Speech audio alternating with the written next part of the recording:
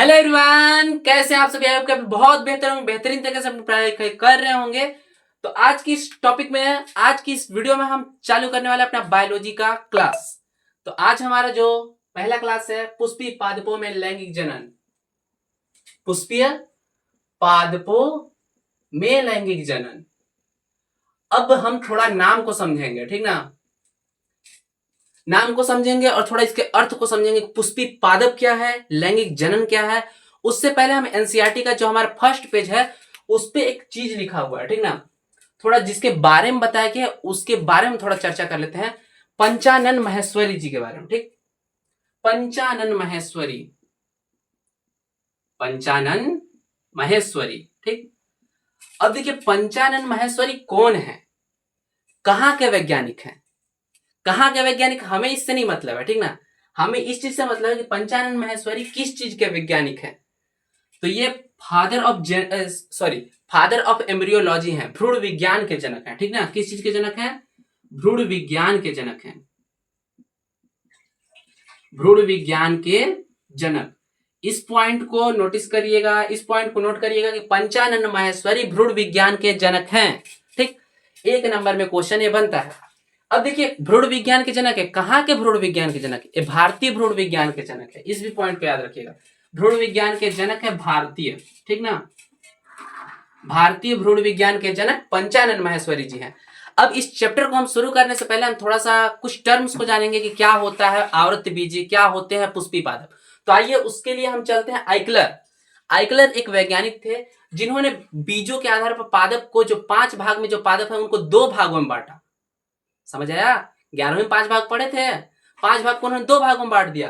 तो आइकलर ने बीजों के आधार पर पादपों को 2 भागों में बांटा। पहला क्रिप्टोगेमस, दूसरा फेनरोगेमस, ठीक ना।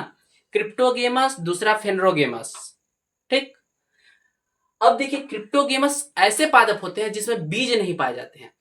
क्रिप्टोगेमस ऐसे पादप होते हैं जिसमें बीज नहीं पाए जाते हैं, ठीक ना। और फेनरोगेमस ऐसे पादप होते हैं जिसमें बीज पाए जाते हैं।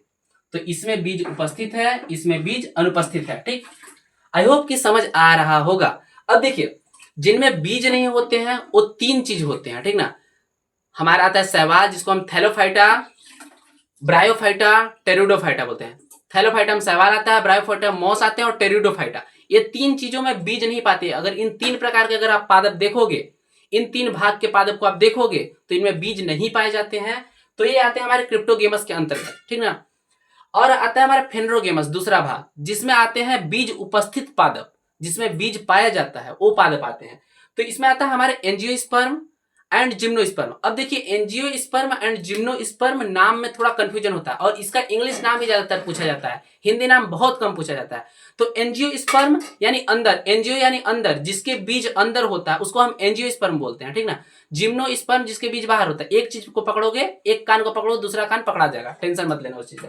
तो एंजियोस्पर्म यानी जिसके बीज अंदर होता है उसको एंजियोस्पर्म हम बोलते हैं, यानी कि आवृत बीजी। आवृत हिंदी नाम स्पष्ट है लेकिन इंग्लिश नाम में थोड़ा कंफ्यूजन होता है। तो ए से याद रखना, अंदर, जिसके बीज अंदर है उसको एंजियोस्पर्म कहते हैं, ठीक। अब देखिए, एंजियोस्पर्म यानी आवृत बीजी। अब इसको मैंने 2 भागों में बांटा। मुझे नहीं पता किसी ने बांटा होगा, हो सकता है। तो फेनरोगेम्स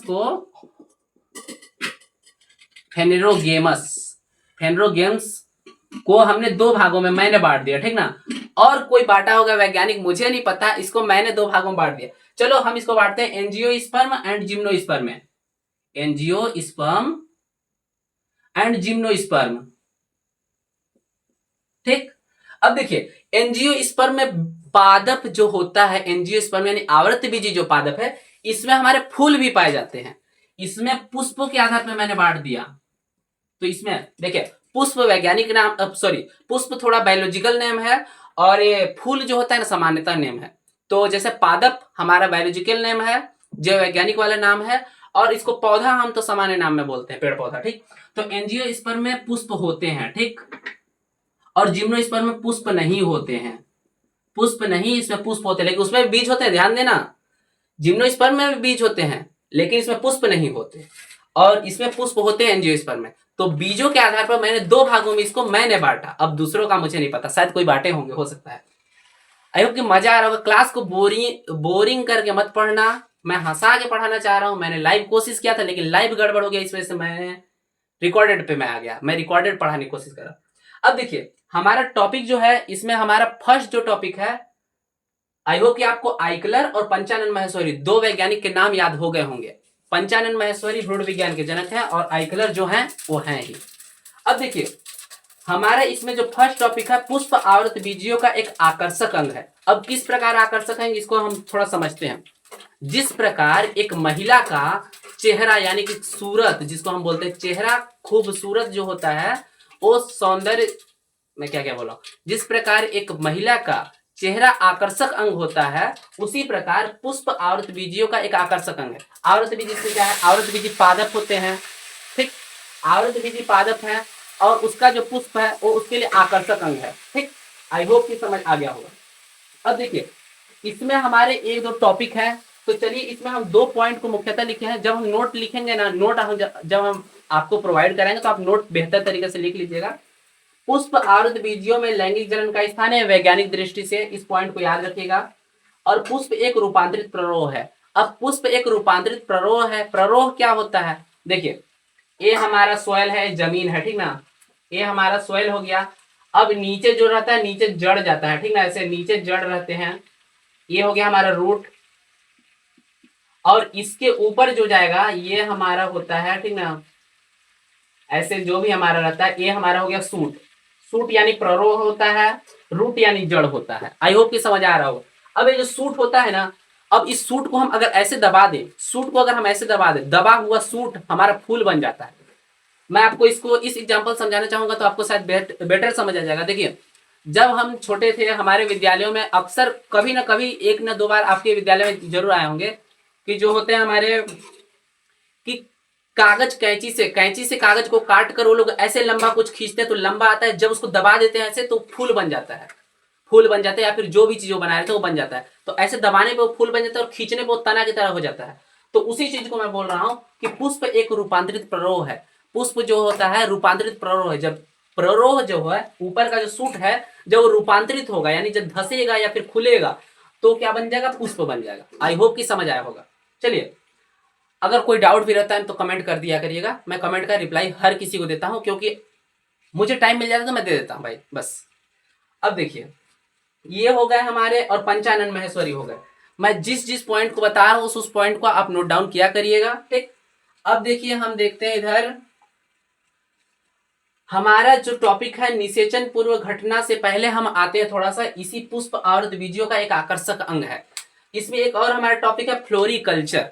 फ्लोरिकल्चर क्या होता है, तो हमने लिखा है सामान्य सी भाषा में पुष्पों की खेती को फ्लोरिकल्चर कहते हैं, ठीक। ये इंपॉर्टेंट टॉपिक है, 2 नंबर में आता ही आता है, ध्यान दीजिएगा इस टॉपिक को। फ्लोरिकल्चर, पुष्पों की खेती को हम फ्लोरिकल्चर कहते हैं।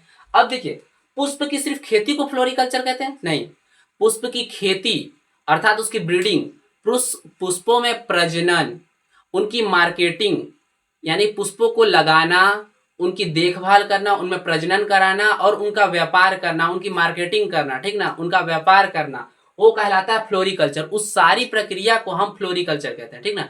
अगर आपको ये भी पॉइंट मिल जाए कि पुष्पों की खेती को फ्लोरिकल्चर कहते हैं तो वो भी सही है, लेकिन अगर आप थोड़ा लंबा 2 नंबर में लिखोगे तो अच्छे तरीके से लिखना, ठीक। अब देखिए फ्लोरिकल्चर हमारा टॉपिक डिस्कशन हो गया है कि जो पुष्पों की हम खेती करते हैं, पुष्पों का जो हम व्यापार करते हैं, पुष्पों को जो हम ब्रीडिंग कराते हैं, जो उनको हम हाइब्रिडाइजेशन कराते हैं, उसको हम फ्लोरिकल्चर बोलते हैं, ठीक। अब देखिए एक मैं टॉपिक बता देना चाहूंगा इसमें, पुष्प किस चीज का प्रतीक है। पुष्प 2 चीज के प्रतीक होते हैं, एक सामाजिक दृष्टि से एक होते हैं और हमारे वैज्ञानिक दृष्टि से। तो सामाजिक दृष्टि से पुष्प किस चीज के प्रतीक है, इस टॉपिक पे एक बार क्वेश्चन पूछा है, ठीक ना। तो पुष्प सामाजिक दृष्टि से, अब देखिए करुणा, शोक, विषाद, प्रेम, आप भी जानते होंगे कि बहुत लोग अपने प्रेम का इजहार करने के लिए गुलाब के फूल का उपयोग किया करते हैं। और जब कोई स्वर्ग सिधार जाता है, जब किसी की मृत्यु हो जाती है तो उसके ऊपर फूल अर्पित कर अपने करुणा यानी कि अपने शोक को व्यक्त करते हैं। शोक समाचार होता है ना ऐसा कुछ, तो उसको करते हैं। विषाद यानी दुख का वो चीज करते हैं, दुख को प्रदर्शित करने का भी फूल एक माध्यम है। तो इस प्रकार फूल ना सुख और दुख दोनों का प्रतीक है, तो उस चीज को आप लिखिएगा। सामाजिक दृष्टि से फूल किस चीज का प्रतीक है वो क्वेश्चन कभी कभी आता है, ठीक। तो वो चीज आपका क्लियर हो गया। अब देखिए पुष्प एक रूपांतरित प्रभाव है, हमने बता दिया। और वैज्ञानिक दृष्टि से पुष्प का प्रतीक क्या है? पुष्प आवृतबीजी का एक लैंगिक स्थान है। जिस प्रकार मनुष्यों में, मानवों में हमारा स्पर्म जो होता है और ओवम जो होता है, यानी कि हम इधर बोल ले तो हमारा इधर हो जाता है मेल रिप्रोडक्टिव सिस्टम तथा फीमेल रिप्रोडक्टिव सिस्टम होता है, वो हमारा लैंगिक जनन का वो स्थान होता है, ठीक ना, लैंगिक जनन होते हैं हमारे उसमें। और ये पुष्प में क्या होता है? पुष्प का जो पूरा पादप होता है ना, वही लैंगिक जनन होता है, उसी में पूरा लैंगिक जनन होता है, ठीक।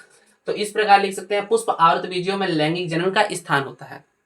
मुझे थोड़ा ये रिकॉर्डेड में थोड़ा अकवर्ड लग रहा है, बाकी आप लोग संभाल लीजिएगा। अगर कोई भी टॉपिक नहीं समझ आता, कमेंट बॉक्स खुला हुआ है, आप लोग लिखिए, मैं उसे एक्सप्लेन कर दूंगा कमेंट में ही, नहीं तो फिर नेक्स्ट लेक्चर में उसको उठा लूंगा उस टॉपिक को, ठीक। अब देखिए ये हमारा हो गया। अब हम देखते हैं निषेचन पूर्व घट संरचना एवं घटनाएं। निषेचन पूर्व संरचना एवं घटना क्या क्या होता है, अब इसको हम समझते हैं थोड़ा। तो देखिए परागकण का निर्माण होता है, जिसको हम बोलते हैं युग्मकों का निर्माण। तो निषेचन पूर्व संरचनाएं एवं घटनाएं में पहला चीज आता है हमारा युग्मकों का निर्माण होता है। युग्मक यानी निर्माण होते हैं। जैसे हमारा परागकण पहले निर्माण होगा, फिर बीजांड बनेगा, उसके अंदर गुरु बीजाणुधानी बनेगी, सारी चीज का निर्माण होगा, तभी ना हमारा निषेचन होगा। फिर उसके बाद परागण होगा। परागण क्या होता है? अब ये क्वेश्चन आता है, परागण किसे कहते हैं? परागण क्वेश्चन लिखिएगा, परागण किसे कहते हैं, इसे आप लिखिएगा अपने नोट कॉपी में। एक क्वेश्चन है आज आपका, ठीक ना, परागण किसे कहते हैं। लेकिन मैं भी थोड़ा परागण को आपको एक्सप्लेन कर दूं, परागण क्या होता है। देखिए जब किसी पादप के पुष्प से, ये हमारा पुष्प है, हमने पुष्प को बनाया है, पुष्प को हम अगले लेक्चर में हम पूरी तरीके से डिफाइन करेंगे, ठीक ना, इसको हम पूरा बताएंगे कौन सा इसका अंग क्या कहलाता है। हालांकि मैंने अभी लिख दिया है, लेकिन कल के लेक्चर में मैं इसको अच्छे तरीके से एक्सप्लेन करूंगा। अब देखिए हमने बोला कि परागण क्या होता है, परागकण अलग है, परागण अलग है, ठीक।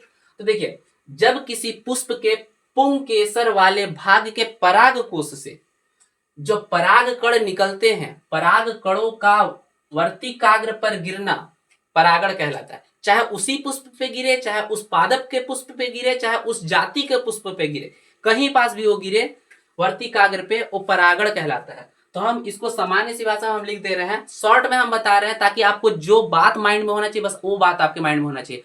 जब आप लिखोगे तो आप एक्सप्लेन करके बढ़ा चढ़ा के लिखना, ठीक ना।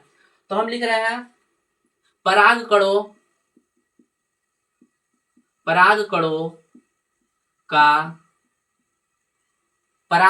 का ये क्या है? वर्तिकाग्र तक स्थानांतरण